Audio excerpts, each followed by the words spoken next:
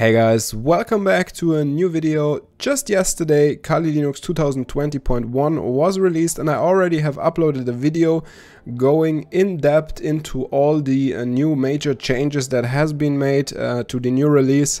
You can check that out, I'll link the video in the upper right corner. In this video, as usual and as it's tradition on this channel already, we are just going over how to install Kali Linux on VirtualBox the quickest and easiest way. Nevertheless, there has been a couple of changes made that will influence our installation routine. A couple of things changed, like the default root user is not existing anymore. There is now a default low privilege user, and we will go over that as well and how to set up everything correctly. So without further ado, let's get right into it. In case you don't have VirtualBox installed yet, go to virtualbox.org, go to downloads, and then download VirtualBox either for Windows or Linux, depending on which system you are. I have a Windows host, so download it, install it, and also go ahead and download the VirtualBox VM VirtualBox extension pack. This is necessary so you can use all the features like shared clipboard and stuff like that. Just click here to download it. And once you have installed VirtualBox, leaving everything on default, you're going to install those VirtualBox extension pack also. And then you can already go ahead and download Kali. So go to kali.org, go to downloads, and then you see quite a few changes here, but I will do a separate video where we will go over all of the changes that has been made to the actual installer, which is quite a lot of changes. So that's why I want to make a separate video, which will be linked in this video in the upper right corner as well when it will be released. Maybe I'll get that out today as well, let's see. But what you want is you want to scroll down to Kali Linux until you find this here, and you need to go to the Offensive Security VM download page.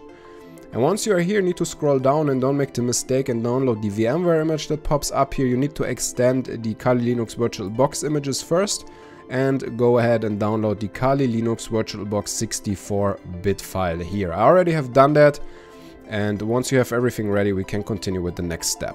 By the way, if you prefer to have this instruction in written form, there is an article on cosec.com, so you can follow through that as well if you prefer to have it in written step-by-step instructions. Okay, let's continue. Open up VirtualBox once you have installed it. As you can see, I already have a couple of other machines here, but you can just ignore that for now. You want to click on File, then you want to click on Import Appliance. You leave that on default, you click here on the small folder, then you're gonna navigate to your Downloads folder, and then you're gonna choose the Kali Linux 2020.1 vbox AMD 64.ova file. That's an open virtualization format, so you can just go ahead and import that right into VirtualBox. Click on Next once you have selected this.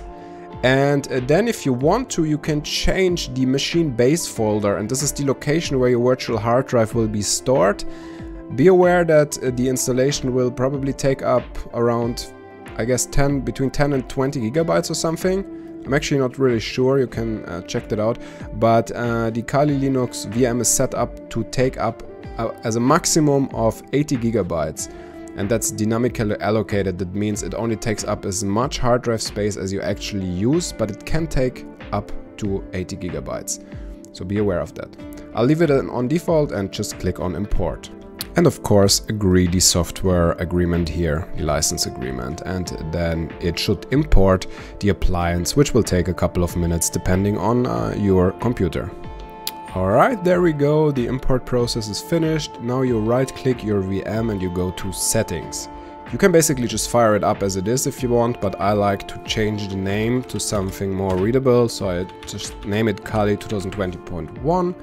Then we go to System, and here you can allocate as much memory as you can spare. It's always a good idea to stay inside of the green recommended value here. I have quite a lot of memory, so I'll give it 8 gigabytes. Then you want to go over to processor, and the same is here, just stay in the green and you'll be fine. Actually, yeah, 4 is fine. And you can leave everything else on default.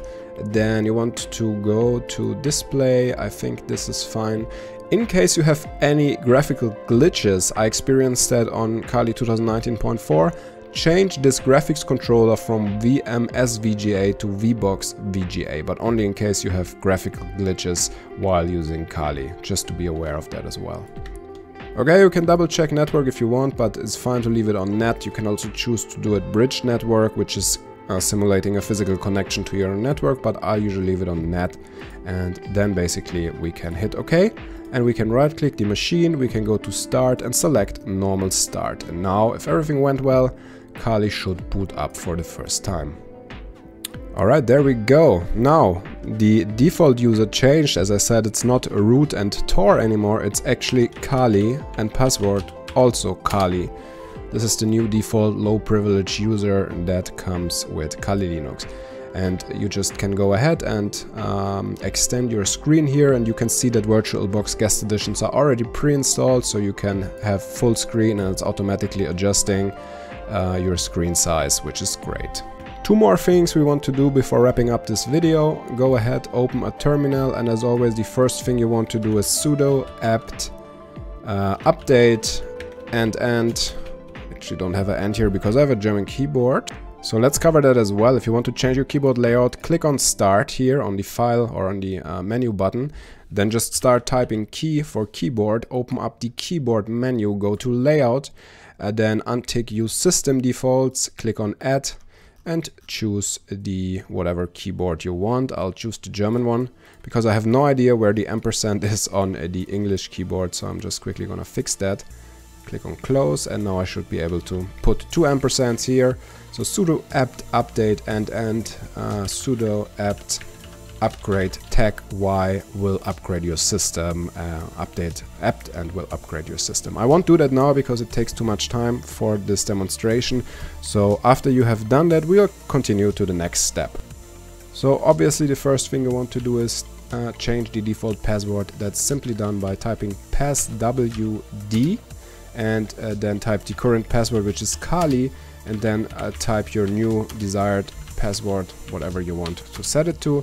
And then there's one more thing. What we also need to do is the default root password for the root account is also Kali, and we want to change that as well. So what we do is we type sudo tag I to basically log in as root. Then you put your new password that you have just set, and then you see you are root at Kali, and then you want to do again passwd and set this password also to your new password or to some different password if you want. You can choose the same, that's fine. Then you can tap exit and you are back on your Kali user. And that's basically all you need to do to get started. If you don't know where to go from here, I'll link an article in the upper right corner, the top 10 or the top things to do after installing Kali Linux.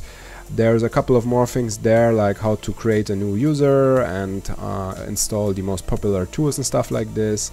I'll recommend you to check that out if you want to continue. And that concludes this video on how to install Kali Linux 2020.1 on VirtualBox. As always guys, if you like this video, subscribe to my channel. I'll drop a video almost every week.